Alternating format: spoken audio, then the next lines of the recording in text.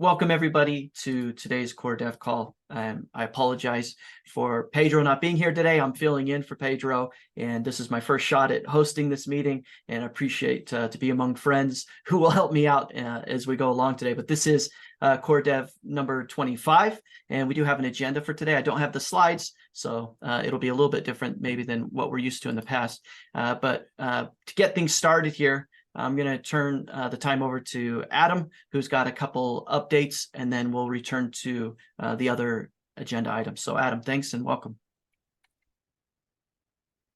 Thanks, Nick. Yeah, sure. So just a quick, I guess, general announcement.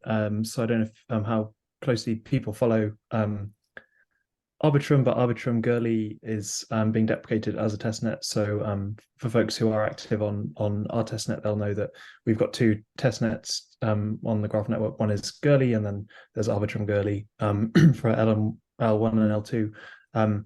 And so that deprecation is happening on the 18th of November. So in line with that, we are also moving as is recommended from Goerli to Sepolia. So from Goerli to Sepolia, and from Arbitrum Goerli to Arbitrum Sepolia.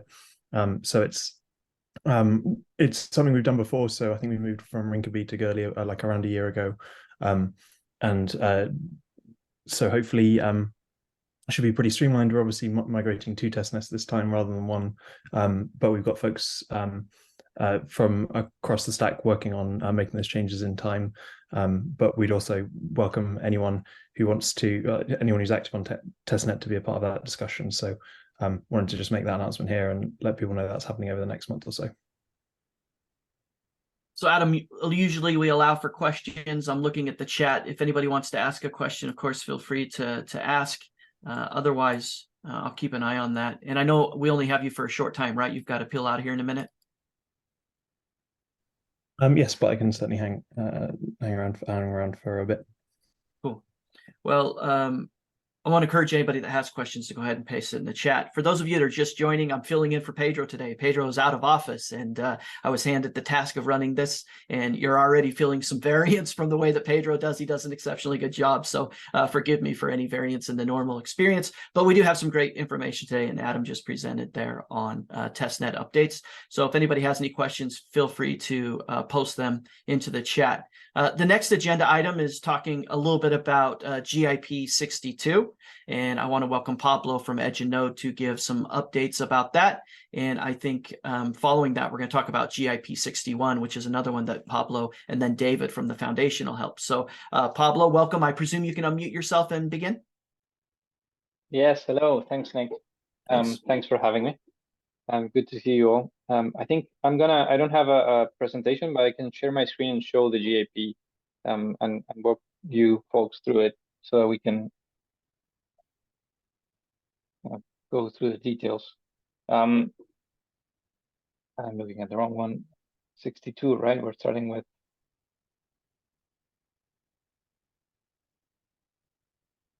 Here.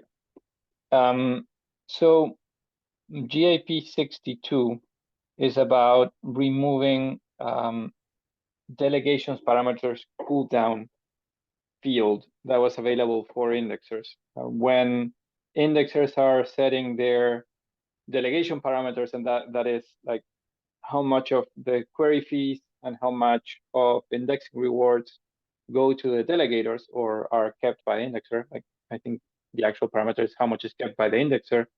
Those parameters also allow setting a cooldown that says for a certain number of blocks, I'm not going to be allowed to set these values again. And that was designed as a way to give delegators more assurance that the indexer is not going to like change the delegation parameters again right before collecting rewards or collecting query fees, and therefore leave the delegators without the rewards. Now, in practice, this field was very rarely used. From what we've seen in older transactions in mainnet, it seemed like the last time anyone ever set their cooldown parameter was like a year ago, when everyone had already finished their cooldown a long time ago. And also, it doesn't seem to be like much of a bigger deterrent than the simple fact that like if any indexers ever do this, then it's to be expected that all of their delegators are going to run away and delegate to someone else. So there is already a natural deterrent to indexers doing this kind of game where they're kind of constantly changing the parameters. And furthermore, there is something that happened very recently where there was a bug in the UI, and one of the indexers set their cooldown in Arbitrum, and because of this bug, they accidentally set it with a value that is in Arbitrum blocks, whereas all of the contracts work with mainnet blocks, and therefore they're currently stuck with a 6-month cooldown period when they actually only wanted, I think, a couple weeks. So combining all of these factors, we thought it would be a good idea to just remove this parameter. It's not used. There are other things that kind of serves the same purpose, and there is someone who's currently blocked by this. So it's a fairly straightforward code change, and we're actually sending it to audit in a week or so. So unless there are any big concerns with this, we would very much like to proceed with this. So this is an opportunity for the community to come forward if there's anyone who thinks this is the wrong idea or there is something else that we should do, then please send us a comment in the forums. This is, as every GAP, it's posted in the forum. So if you can send us the comments there, that would be great. If you also support this, then please also post that in the forums. And we're obviously going to be sending this to the council soon in one of the future council meetings. And if they approve, then we would be able to move forward with this, unblock the indexer that is stuck, and remove this unused parameter. And also we're simplifying the protocol a bit, which is always nice, coming from the smart contract side. So yeah, I think that's all I have on 62. We want to open it up to any questions. I'm looking at the message board here, the chat. So if anybody here has a question for Pablo on this topic, please post it in there. I think that's how we've done it typically. Or if you want to raise your hand, I can unmute you, and we can kind of manage questions that way. So I'll keep an eye on that and see if anybody has any questions. I'm looking around at the cameras. Anybody got their hand raised or want to ask any additional information? I don't see it. I don't see any rather. So we can move on then to GIP 61. And again, Pablo, you're running lead here. And we also have David from the Graph Foundation, which I think has also been in supporting role. So welcome to both of you. Cool. Sounds good. Thanks. Yeah, JP 61 is a bit more meaty, I would say. It has a few more things. And I expect this one to prompt a bit more of discussion. Since the GAP process was defined, and this was JP 0 and JP 1, we've seen a lot of GAPs come in, most of them coming from core devs, and occasionally there were some external contributions. In terms of contributions that actually made it to changes in the protocol, that there haven't been a lot of examples, though we do have one, GAP 41, that is a smart contracts change that is actually very, very close to release. We're just running some last tests and trying to get the council approval for that. But what we realized is the process as defined in JP1 is a bit unclear on what you need to do once you've posted a GAP. So you post a GAP, and then how do you actually get that in front of the council? How do you get some discussion around it? How do you make sure that these changes that you want to make, if the community supports them, actually happen?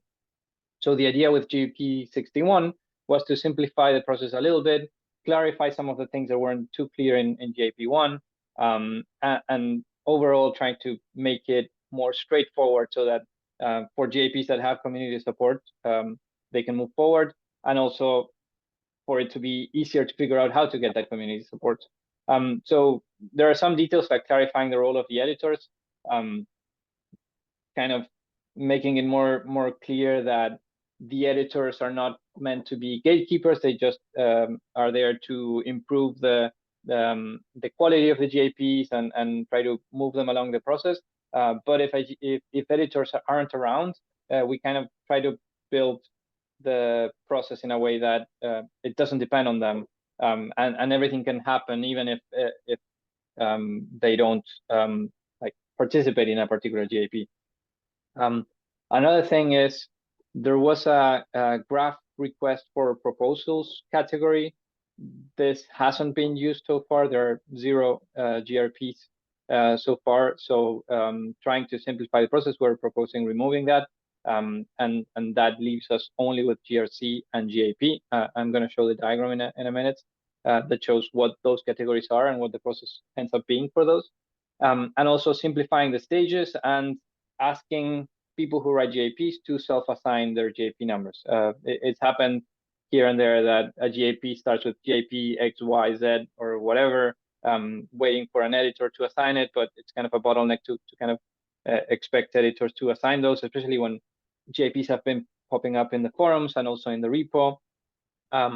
So the idea here is whenever you create a GAP, you look at the official graph improvement proposals repo, you look at open pull requests, you see what the latest GAP number is, and also at what the latest number is in the values that are like the actual GAPs that are merged here, and you choose that +1. So in this case, I would choose GAP 63 if I were to create a new GAP. So that's another thing that hopefully simplifies the process, and it also makes it easier to discuss GAPs. As soon as you post them in the forums, we can reference them with a number, and we can come to a core devs call or whatever and discuss them. And the most important part here is this section that is clear process after publishing the GAP, where right now it's kind of you need core devs to notice that the GAP is there. There's some discussion that can happen in the forum, but it's generally been us as core devs trying to move things throughout the process. And we want to make it easier so that if you're creating a GP, if there's something that you want to propose for the protocol, then you can ask us to move forward. You can ask us and the foundation and the council. And now that we're going to have a technical advisory board for the council, I'm expecting them to also be more involved in this. So the easiest way we found for people to ask to move a GAP across the process is to use an online form. And I know Pedro and David were working on setting up some forms so that whenever someone wants to request a speaking slot in a call like this one, a core dev call, or the indexer office hours, that is another forum where we usually have a lot of conversations about GAPs, then you can just fill up that form, and that's going to get into the hands of folks in the foundation who help coordinate those calls. And the same to request an audit slot. Currently, if you're an external contributor and you do some smart contract changes, you generally have to wait for us to find a slot with one of our auditors. In general, like it's unclear when we would like to do that, so we're kind of opening that form so that you can request it.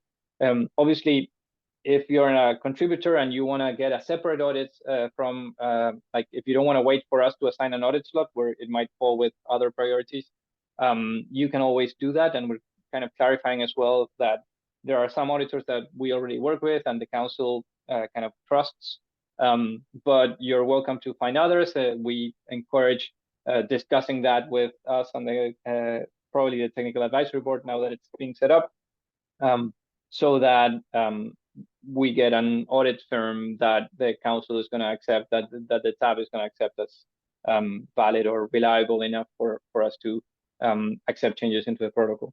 And also, if you need help from us to implement something or to review an implementation, you would use that same form.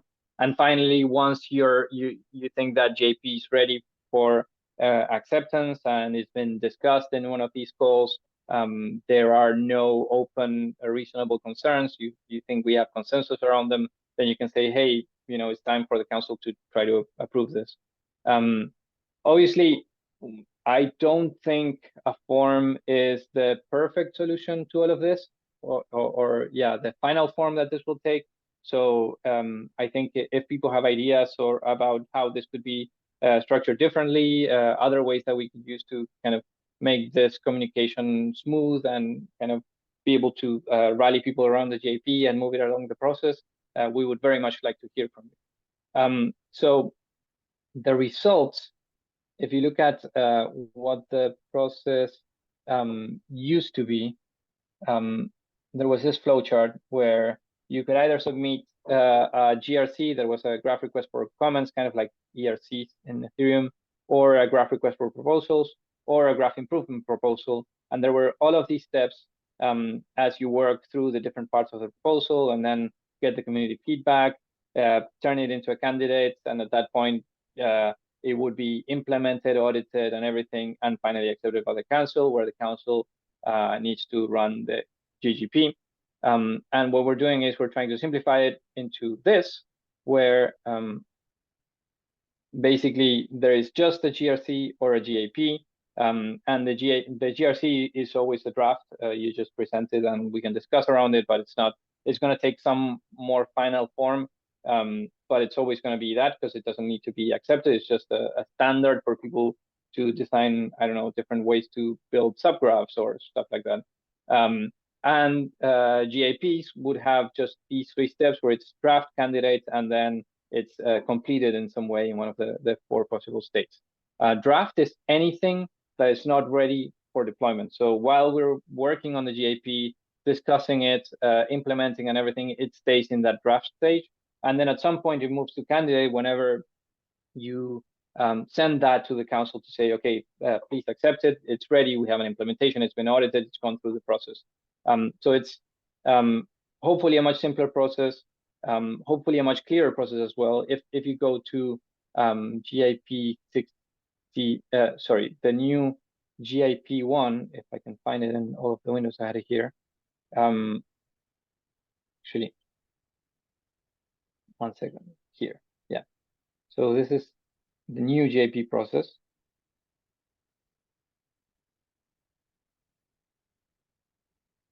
There is a high-level process that is now simplified. You write the proposal, it goes through these stages, and while you're working it, discuss it in IOH, core calls, and so on. And then, well, some clarification on the editors. When you submit a proposal, and this is a very important thing, it must be submitted through GitHub, through this Graph Protocol Graph Improvement Proposals repo. I know people sometimes post them directly to the forums. The idea would be posted to GitHub. This is the source of truth. This is the place where GAPs live. And after you do it, you can post to the forum just with the abstract and motivation maybe, and linking to the full GAP in the repo. This is what we've been doing lately. And we think it kind of improves a little bit. You know, there's a single source of truth for all of the GAPs. It's easier to see what the latest number is, what the latest versions of everything is, and so on. And then, so you choose the GIP number, as I explained before, and then after submitting it, you need to go through the process of getting it into one of these calls, discussing it, answering any concerns that appear in discussions in the forums, and then finally, you know, you implement it, and then you get it accepted by the council by filling that form and having that final discussion where probably the technical advisory board is going to be involved. Another important thing, and this is the final bit, is we've clarified a bit more the process for proposals that require changes to the smart contract. This wasn't very clear before. We've been internally kind of standardizing on the process we follow for this, where you create a pull request to a repo. We work on that with some review from core developers. Finally, we figure out it's ready for an audit. It goes to an audit. There are certain auditors that we've worked with in the past. If you use those, then you're all good. If you want to use something different, then let's discuss it, probably with the tab and the council. And then and this is something that was missing before. There needs to be a test plan and there needs to be a deployment plan where we need to figure out what tests we're going to run depending on how big the changes are. You might need a little bit of testing, you know, unit tests and deploy to a testnet and run some tests, or a lot of testing where we go through a staging testnet, then to the production testnet that is the official graph testnet. And then a deployment plan, because usually there are transactions that need to happen that need to be done by the council. Sometimes we need to prepare those by deploying something, by, I don't know, changing something in Explorer or Studio. So all of this needs to be captured so that we don't introduce human error when we're trying to deploy changes to a protocol. And this is kind of captured in this diagram, all of the steps that there are. There is room for variation here, depending on the complexity of changes and the particular changes that you want to propose. But these are kind of some guidelines on what we expect to be the quality assurance process, or the development process for smart contracts. I know this was a lot, so I'm going to stop here. And I think, that's all I have. So if folks have questions or comments or ideas, they would be very welcome. And this is also in the forum to be discussed. Thanks, Pablo, and very thorough explanation. And for those of you that have joined a little bit late here, I do apologize. There was a miscommunication on the link today. I'm filling in for Pedro, and I probably had a hand in disseminating the wrong link, so I do apologize. But if you do have questions about this particular GIP, again, GIP 62, which was discussed previously, or this GIP improvement process, which is GIP 61, I encourage you to ask it or raise your hand on the Zoom screen there, and I'll unmute you and you can ask. I'm not seeing any questions come in at the moment, but that was a great overview, Pablo, and I appreciate you going through, especially those charts. Makes it super easy to understand. Looks like we do have a question from my buddy Jim. So let me click in here, Jim, and unmute you here. You should be able to talk now, Jim. Welcome. Hey, how's it going, Nick? Good to see you. Thanks, Pablo. I didn't catch the start of that, but I caught the most of it. So first thing I wanted to ask or put out there is, are we putting Radical to bed as part of this GIP? Well, yeah, I would say Radical hasn't been used in a while, actually. We've been kind of informally getting everything into GitHub because our experience using Radical was with mixed results. It was kind of hard to track what the source of truth was for JPs. So for a while, we've been using GitHub, and I think this kind of formalizes that a bit more. We would love to use a decentralized solution for the repository. So hopefully we can find a way forward with Radical eventually. But yeah, for the moment, we're going with GitHub. Yeah, accessibility has been a major problem from the start with Radical, even for people who understand or are sort of living in the world of Git and all that sort of stuff. It's been very difficult to use. So I'm glad to hear that we're being honest with ourselves, because I know you guys have been using it in the background privately for the GIPs for the longest time. So I'm very, very glad to hear that. And it's like you say, it's not to say that we don't want to use these things. It's just maybe it's a little bit too early to try and run these processes. And also, there's a theme here of accessibility that I see through what you've written here. And I just wanted to comment on the bit around, when people want to maybe talk on a presentation, talk at one of the events that we have every week, or want to raise comment that's maybe outside of the typical forum venue. Like you said, there's been no formal process for that to date. And I think it's very important that this GIP, we have a discussion within that GIP about the best way to do that, maybe in the first iteration. Who knows what that looks like? I don't know, but I think, we're focusing quite a bit on GitHub here. So maybe GitHub has something, we can use GitHub to do something along those lines. I'll take that to the forum, but just a thought I wanted to put out there. We need to make sure that we're upping accessibility so that when I'm on Discord and someone's complaining about a feature they want that they don't have, and I say, well, you could raise a GIP, then they're not completely overwhelmed and intimidated by the process, and have some, obvious central point of operation to start the conversation even, right? So I'll try and put some thoughts to the forum posts later this week. Thanks, Jim. That sounds great. Any other questions? Anybody else want to propose or ask while we have time? I'll give it just maybe that 30-second awkward silence as I look at the chat board there. And of course, Pablo, you can monitor the chats, and if someone asks a question there, I guess you can respond.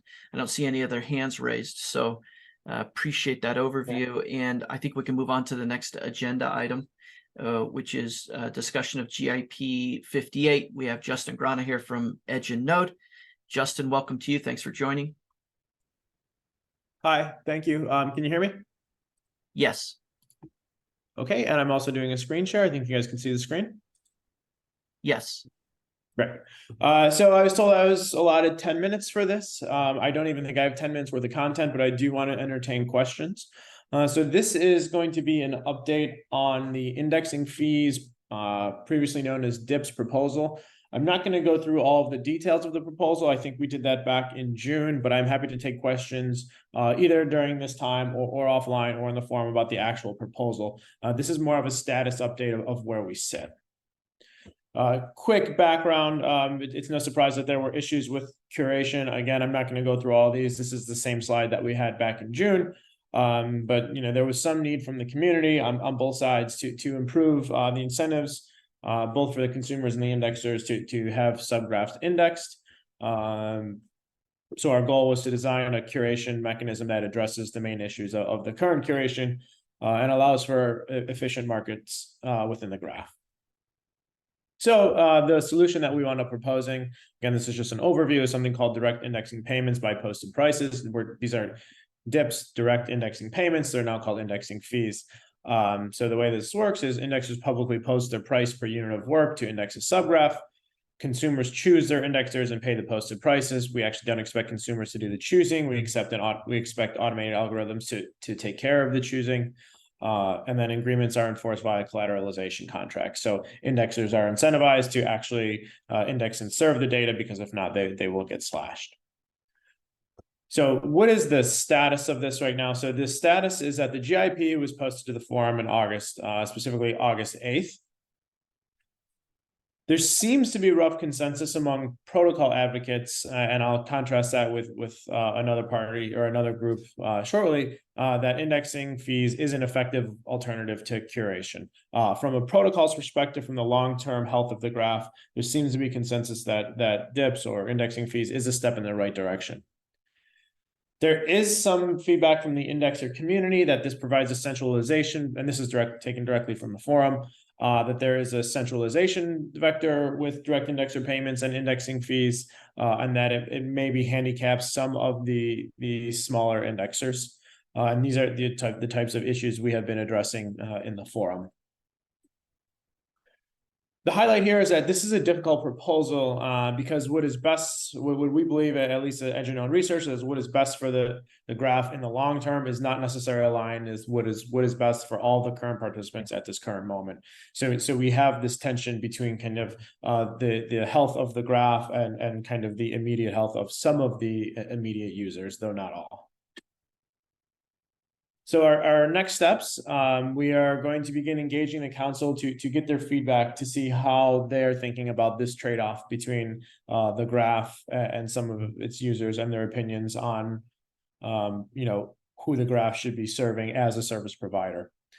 We still have some tools that we need to develop before any of this would get underway. This includes providing pricing tools and documentation, providing indexers with some heuristics on how they might start thinking about posting their prices. This proposal does rely on Horizon, which I think everybody has heard. It's been talked about. There should be a formal GIP coming imminently. We don't have a date for that yet. But because this proposal does reference Horizon, we do have posting a Horizon GIP to the forum in its most formal statement or a sufficiently formal statement so that the full picture of indexing fees becomes clear. We need, as you know, if this gets approved, we need to scope the UX. This is going to be a large UX change from current products, so we need to scope it and plan the UX. We need to scope smart contract changes. This is not a small smart contract lift. This is, I wouldn't call it a major protocol overhaul, but it is one big modular piece that we would have to redo. It's not just kind of a change of parameter, so we would have to scope the smart contract changes. We have to develop data science dashboards to start thinking about what metrics do we want to track to make sure that if this gets implemented, that it's performing as we expected. And we will continue community engagement. This happens in the forum. This happens asynchronously. This happens in public channels. And of course, our doors at Edge and Node are always open for anybody that wants to reach out to us. So we'll continue our continued community engagement with this effort. So that's all I prepared for a status update. I didn't want to bore everybody with a presentation I already gave, but I do want to give a chance to speak to some questions. Awesome. Thanks, Justin. And of course, there's a shout out to you and the team from Alex in the chat there. Thanks, Alex. And someone noticed that your Slack is asking a question, which is kind of a funny thing. It's bouncing on the screen. That's funny. Oh, I see it. Yeah. Anybody here want to unmute themselves or ask a question? Me again, Nick, if that's okay. Of course, Jim, please. Hey, Justin, thanks for the update on what you're working on here. It's been a while now since I've had a chance to sort of check in and see what's going on here and put the brain power behind understanding it. The immediate question I just wanted to, or sort of clarification I wanted to get in my own head was, so is this feature, this DIPS feature, something that can be implemented pre-Horizon, or is this something that can only be implemented through the functionality of Horizon, so post-Horizon or with Horizon? Yeah, so that's a good question. So from a technical perspective, it can. The question then becomes, what is giving you the trust guarantee? So Horizon gives you a trust guarantee that says, if that you're going to accept payment for a certain service, there's a reasonable economic security that you're actually going to get that service. You can obviously implement it without any trust guarantees, but then of course it's not clear anybody wants to use it. You could of course roll your own kind of trust mechanism within this indexing fees or dips. But if we're going to do Horizon anyway, it might make sense to do them together. It also seems to me that running them in parallel is actually a bigger risk from a getting the real insight, going beyond the modeling and getting real insight on what's going to happen if you have these two systems running alongside each other, which, that's, I think, where a lot of concerns come from indexers around, this idea that, mega indexer comes in and undercuts everybody on their query price by 10x, if everybody's in the same market and there's not an alternative market for people to work in, then we might see different behavior. And I totally agree with you on the idea that we're kind of, this is all difficult stuff, right? There's a lot of friction, there's a lot of different opinions, and there's a lot of pain involved for some people, but the reality is that we've worked out that certain things don't work. So, I, for one, I'm very happy to see the conversation happening. But one thing I would say is I think this, and obviously Horizon, is some of the most this is like foundational changes to the protocol. And to date, I would say that the leaders, if you want to call them leaders, the council, people who are really thinking about this in depth, when a GIP comes along, they don't really share their opinions in public. And for this and for Horizon as well, I would be very keen to see or to hear actual opinions from more of the council.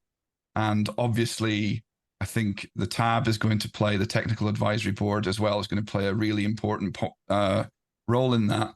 So I think through the process of working through this type of GIP, which is really transformative, I really want to see more public interaction, or at least opinion, from the council members who are, qualified to talk about these things, because not everybody works in this space. We've got all types of different roles at the council, but the TAB especially has got people who are very technical, and I really want to make sure that there's enough public conversation going on around these things before we finally get to consensus on whether it's a yay or a nay. Yeah, couldn't agree with you more on kind of the logistics of the consensus to have a clearer path with more frequent interaction. Couldn't agree with you more on that. I have to understand a little bit more about the two different market setup that you mentioned to give you a good response to that. Maybe I'll ping you offline to get a little bit more detail. Yeah, sure. I'd be happy to chat about it. Right. There was a question, Justin, in the chat about an ETA on that GIP for Horizon. Do you, I know you kind of referenced it earlier, but just to answer that question directly, do you know? I do not know. It's getting closer and it's not getting less. So there's progress, but I don't have a day. I definitely want to, I can't commit, but I think Q4 this year is definitely more than reasonable, and hopefully a bit before, but I can't even commit to that. But if I were a gambling man, I would say Q4 this year. All right. I'm looking for any other questions or people with their hands raised on this topic. I don't see any at the moment, but certainly double click on what Jim said there, and hopefully there'll be a lot of voices from OGs and leaders within the community on these important topics when the time is right. So invite anybody that does have a question, of course, to ask it in the chat, and we'll monitor that and make sure that Justin answers it. Let's move on then to our final agenda point. And Alex, I just want to make sure you can unmute, Yep. but Alex is here to talk about sync updates. Alex Bourget with Streaming Fast. Welcome to you. Thanks for coming. Thank you. Yeah, so just a few updates. It won't be so long.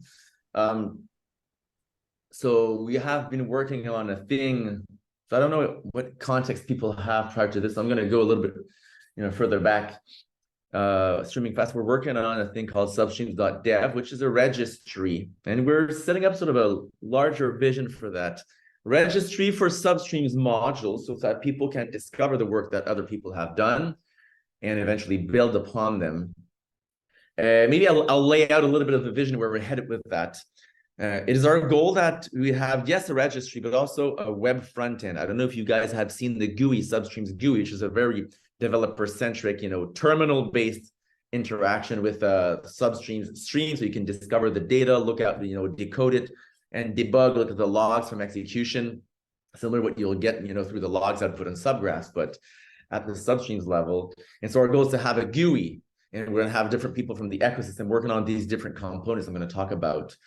So the GUI would basically be a terminal-based thing, but in the browser, eventually, bundled in the binaries that you have locally, but also sort of web UI. So you could take a package and directly run it without needing to install things on your local machine.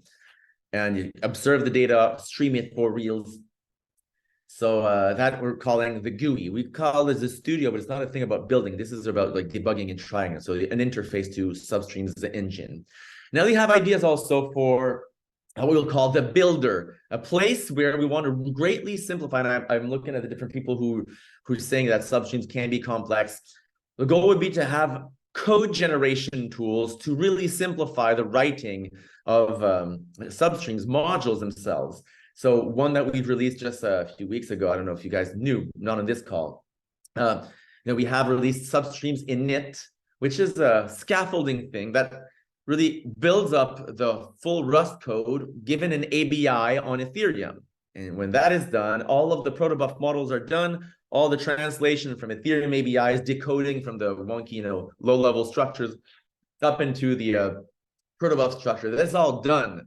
And so you can imagine you'd have a web UI. Our goal to have the builders to be having these things, but on the web. So we have it on the command line. It works for Ethereum, for a smart contract address. But you can imagine thousands of ways where people are going to want to scaffold some stuff or code gen some stuff in the full module so that they don't even need to write a line of Rust. I'm thinking Solana, they have an IDL in there, and there's a description of what's on chain that could automatically be taken and decoded into protobuf. So you don't write all that boilerplate code. So that would live on Builder. You can imagine different boxes where you would code gen based on certain either very simple input, like give me the contract address, the network you want, and maybe the start block. Maybe that's even inferred from the ABI or the Etherscan, the beginning of that contract or something like that. And then Solana, maybe you give the IDL, a program address, and a lot of the job would be done for you, which heightens a little bit the abstraction level and simplicity without even installing a tool on your machine. So when we have the web version of that, we would also build the SPKG for you. So you could immediately see it in the front end, and you could navigate all the events and see what the types are and start streaming it inside the GUI. So we see these little tools there as being endpoints in and of themselves. If I'm building a local Substreams and I want to put it in the GUI to observe, I have that path from local to GUI, but also from the registry to the GUI, so you can start streaming things. And from the builder, which allows you to take something new, create it, eventually push it to the registry if it's meaningful, or send it to the GUI, and eventually having also a deploy machinery, which would sort of we'll see that's a little bit further down. There's a lot of questions about how to integrate that. The network, is that going through the current studio? Is it a different thing? But basically, some of these Substreams module come alongside directly with what we call syncs. You know, you guys are aware, right? There's one that's starting to take a larger form called the SQL sync.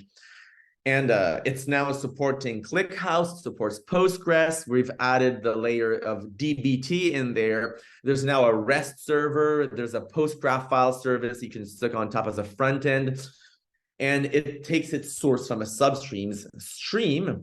And so we have an end-to-end implementation of that right now, where you can give a contract address and it scaffolds everything and it ends up in a SQL database, and you're able to query the SQL database with query time aggregations in a shape that looks very much like what you get in Dune.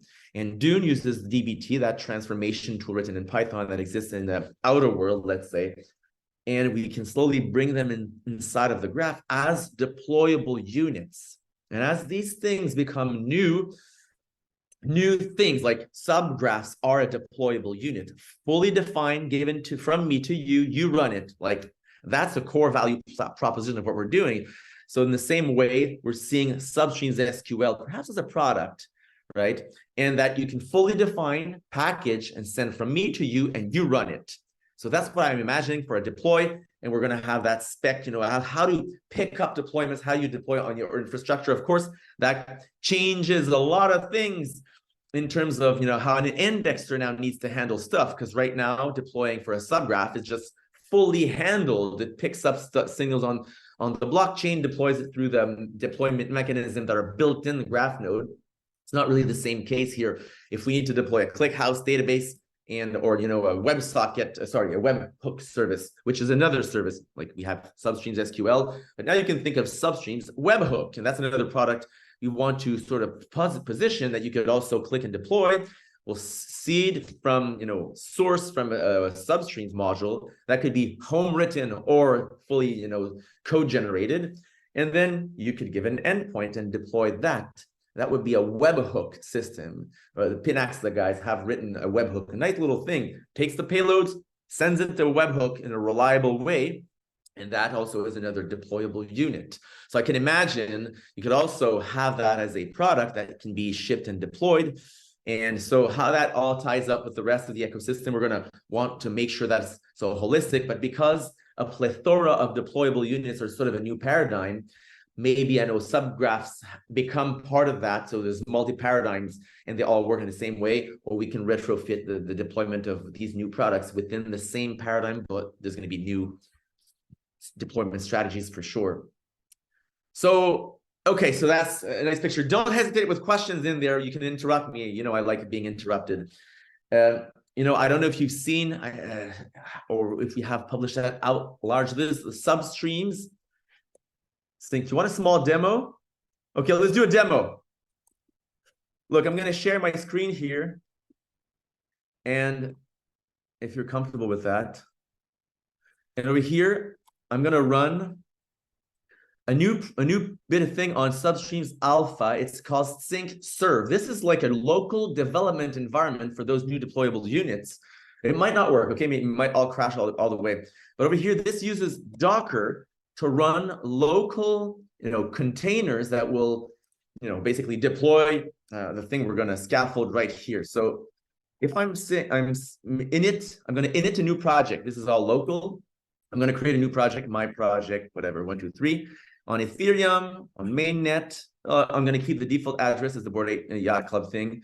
And I'm going to scaffold with a certain sync, the DB, which is going to be renamed SQL as we sort of hone out these things. So it's fetching from Etherscan, getting the ABI, generating all the Rust code, and opening that in project, my project here. And if I go there, I have all the files generated. I have all the source code in Rust to track all of the individual things and do the decoding and create that protobuf out of what, you know, is from inside the events that are fully decoded too, with code generated stuff. All that is code generated here. Okay, and then you can build it. Hopefully that doesn't take too much time, but there's a Substreams definition here. And let me start the sync serve. This is simulating what an indexer would run remotely so that you can deploy locally what you would eventually deploy remotely. Same deployment protocol. Okay, first stab at it here. So I'm going to run that. And this is listening on the server, simulating I'm an indexer, but it will give you, a local development environment. So if I'm going here and project test, and I was in my project, and if we look at the Substreams YAML here for a second, okay, while the rest is doing, you'll notice at the end that we have a DB out module that was already generated, starts at this place, and it syncing to a special sync. And you can have multiple syncs defined in that fashion. We've generated a schema here. If you look at the schema.sql, these were created out of the event again, and they will create a table with a certain format. And we can enable or disable some features. Let's say we want PGWeb enabled or Postgraph file, or we want here direct PostgreSQL wire protocol access. Well, once it's all built here, I'll be able to say deploy. I'm going to deploy this process is going to communicate with that one to launch a local environment in Docker. And it's going to give me all the endpoints to connect to it and, connect to the database and deploy the sync that connects to the endpoint of, the Substream service. This is what you get there. And they all become, pods. So you can say Docker logs, and that will show you the latest logs, right? Session initialize, I don't know what the throughput of the thing is, present, I don't know what. Okay, whatever. And if you go back here and you say alpha deploy or info, I can be back, let's see, just something like that. It's querying the server and sees process up until this block, this module, it's running, and then you can go to PGWeb on localhost. Now you might not be seeing this here. So okay, just a second. So you'll see that, and you get queries from approval. The data is flowing in, right? And you have all these things running locally. So is that cool? So this is a demo. I think you weren't aware of that. This is rolling out, and we're trying to experiment around that. There's a lot of questions, bring them over, but it's also a lot of new opportunities for stretching the boundaries of what the graph network has to offer. And we also, maybe another side questions, discussions we had, we're bringing also the fire hose to the network with native payments. So the goal is that all these things be paid on the network. People will have a protocol for deploying any sort of service. We can develop new ones, and they all be part of the network. And then indexers can opt in to offering more or less of these services, as they seem fit, or they want to tap into that market. Any questions? Incredible, Alex. Thank you. Great demo. Thank you for doing that. And I don't see any questions in the chat, but we are coming up on 2 minutes to the hour. So potentially people are getting ready for their next meeting, but I appreciate you going through all that. Of course, Alex is easy to get in touch with. So is the whole team at Streaming Fast. So if you have questions or want to follow up on that, hit them up in the Discord. And I think that's true for everybody that presented today. So with 2 minutes to go, I'm kind of looking for raised hands. I don't see any. I don't see any comments in the chat that we could propose.